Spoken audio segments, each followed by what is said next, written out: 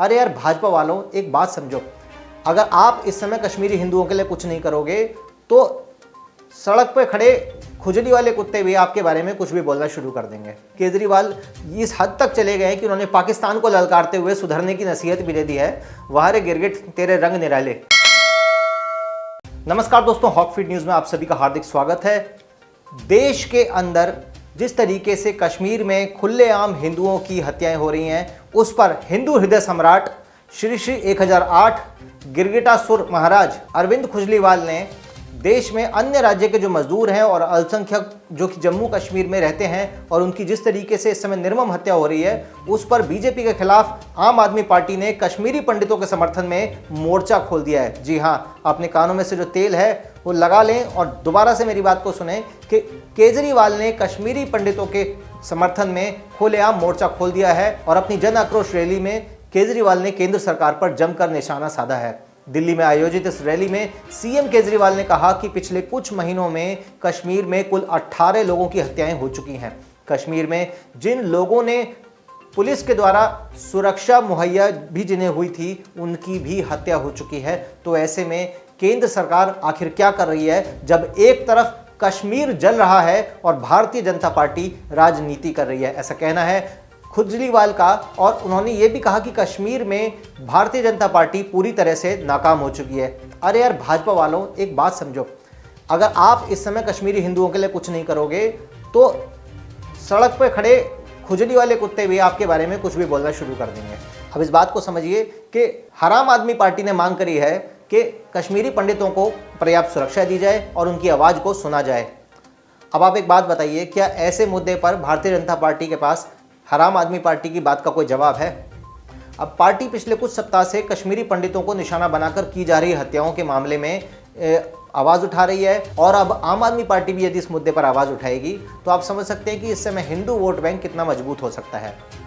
अब विभिन्न राजनीतिक दलों ने कश्मीर की जो स्थिति है उस पर भारतीय जनता पार्टी पर हमला किया है और हत्या के मामलों में बढ़ोतरी को लेकर केंद्र शासित प्रदेश प्रशासन से जवाब मांगा है।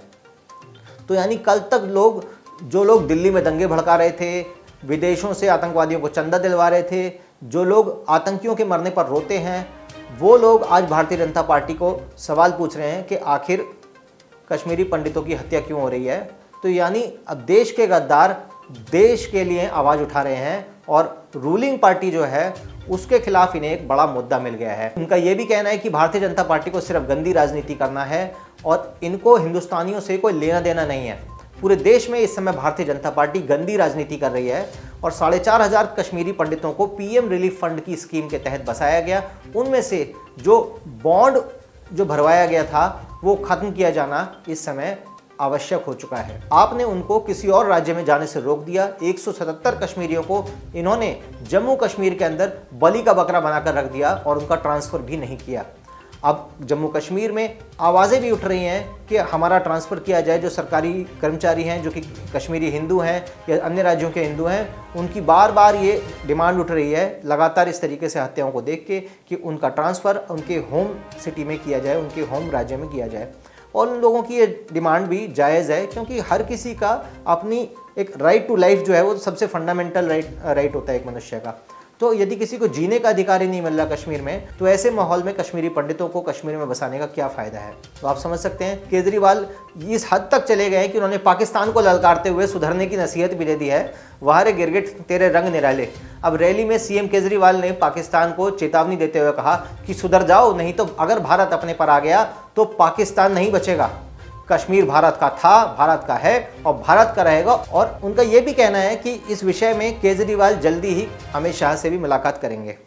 तो आप समझ सकते हैं कि जो लोग खालिस्तानियों का समर्थन कर रहे हैं, जो लोग आतंकवादियों का समर्थन कर रहे हैं, वो अब पाकिस्तान को ललकार रहे हैं। तो आपके जो ड्रामे हैं ना साहब, इनको बंद करो। लोगों ने अच्छे से देखा है कि आपके अमानतुल्लाह दिल्ली दंगों में किस तरीके से इन्वॉल्व थे। आपके जो घड़ियाली आंसू है जेएनयू के भारत तेरे टुकड़े होंगे वाले गैंग पर, वो सब ने देखे हैं भाई। किसका बेवकूफ़ बना रहे हो? तो वक्त आ गया है कि देश के लोग अपनी आंखें खोलें और भारतीय जनता पार्टी से भी मेरी ये अपील है कि जल्द से जल्द कश्मीरी पंडितों को सुरक्षा मुहैया कराई जाए, कश्मीर के अंदर रहने वाले हर हिंदू को और यहाँ तक कि कश्मीर के हर मुस्लिम को भी आप पूरी प्रोटेक्शन दे। और प्रोटेक्शन का मतलब ये नहीं कि आप एक एक बंदे के पीछे बॉडीगार्ड नहीं लगा सकते, लेकिन हर वो बंदा, हर वो आतंकी, हर वो व्यक्ति जो इस देश की सरकार के खिलाफ जाने की कोशिश करता है, जो इस देश की सेना के खिलाफ बोलता है, उस व्यक्ति के साथ वही किया जाए जैसा कि एक समय पर कश्मीरी हिंदुओं के साथ किया गया था, यानी कि आंख के बदले आंख। और ये आवश्यक हो चुका है, क्योंकि अब हम यहाँ किसी बच्चे से डील नहीं कर रहे हैं, यहाँ डील कर रहे हैं हम फुली फ्लेजेड, फुली वेपन्ड आतंकवादियों से, और आतंक का जो परोक्ष रूप से समर्थन करते हैं और प्रत्यक्ष रूप से आतंकियों के खिलाफ बोलते हैं, उन लोगों को भी हम अच्छी तरह से जानते हैं। भारतीय जनता पार्टी ने कश्मीर में काफ़ी काम किए हैं। बस अब उनसे ये उम्मीद है कि हर सूरत में कश्मीर के अंदर जो असली कश्मीरियत है, यानी कि कश्मीर की जो हजारों साल पुरानी संस्कृति है हिंदुओं की, उसको वापस वहाँ पर स्थापित किया जाए। और पीओके के अंदर भी जो शारदा सर्वज्ञ पीठ है, जिसके बारे में मैंने कल बात करी थी, उसको पुनर्स्थापित किया जाए। और कश्मीर में तो सुरक्षा बहाली की ही जाए, यहाँ तक कि पीओके के एक एक नागरिक जो कि भारतीय हैं, पीओके में रहने वाला हर नागरिक भारतीय है, और जो मानता है इस बात को वो माने, और जो नहीं मानता है उसको हमारी सेना इस बात को मनवा देगी। तो दोस्तों, अभी के लिए केवल इतना ही। हमारे चैनल को सब्सक्राइब करें, बेल आइकन दबाएं। जय हिंद, जय भारत, नमस्कार।